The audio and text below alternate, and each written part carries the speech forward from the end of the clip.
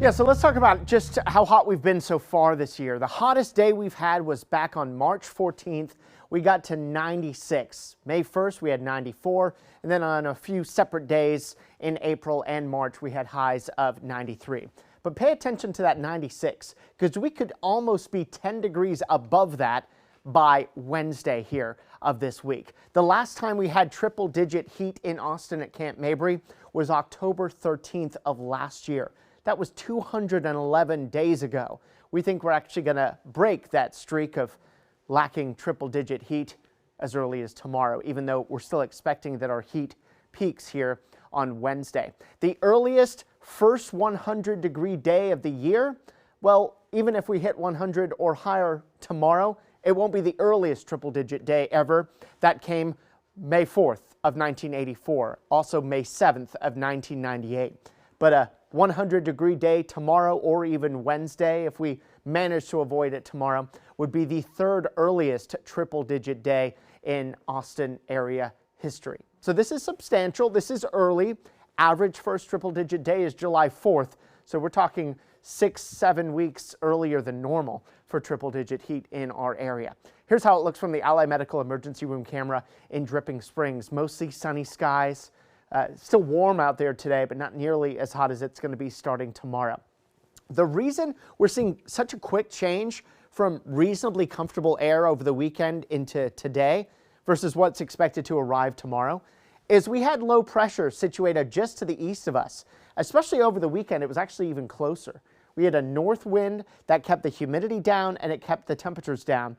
And the mornings were just lovely over the weekend into early this morning. That low is now pulling away. That's taking that nice northerly breeze along with it. And as that low continues to move away, high pressure moving in. And that's going to bring us a wind out of the west-southwest, which combined with other factors as well as just an extremely strong area of high pressure, it's going to push temperatures up much warmer than what we've had here so far. Let me take you into what's expected to happen as we head through the end of the week and into the weekend. High pressure still in control. The only thing that's going to help us out is this trough out west. It's going to give us some opportunities for some isolated storms as we head through Friday into the weekend and beyond. We're still warm outside now at 90 in Austin, statewide 80s and low 90s. So it's not like today is not warm. It's warmer than normal already today. But tomorrow we really launch it into the next gear. Overnight lows get down in the mid-60s tomorrow morning. That will be our coolest morning in at least a week. And we'll head for 102 here tomorrow afternoon.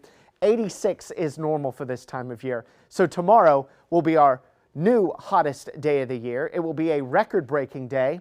And then we launch into Wednesday, hottest day of the year, a new one. Also the earliest we would have ever hit 105 in Austin area history. And we think we're still going to be in the triple digits through the weekend, possibly getting out of it by next Monday. All right, humidity is going to be our friend and our foe over the next couple of days.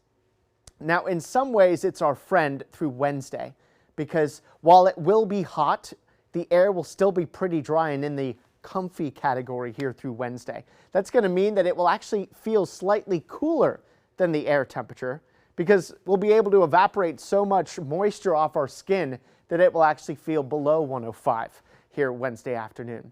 So that's the good thing. The bad thing is that the lack of humidity the next couple of days is going to allow temperatures to heat up so much, because when you've got dry air, you're able to heat it up quickly. And then it becomes more of our foe as we head through the end of the week and into the weekend, because it's still going to be triple-digit heat, and now we're going to add humidity, muggy, beginning late Wednesday and especially Thursday. And it looks like we've lost some of our graphics here, potentially, here at 422, although we're trying to get them back. And then the humidity continues to ramp up as we head through the end of the week and into the weekend. What about cloud cover?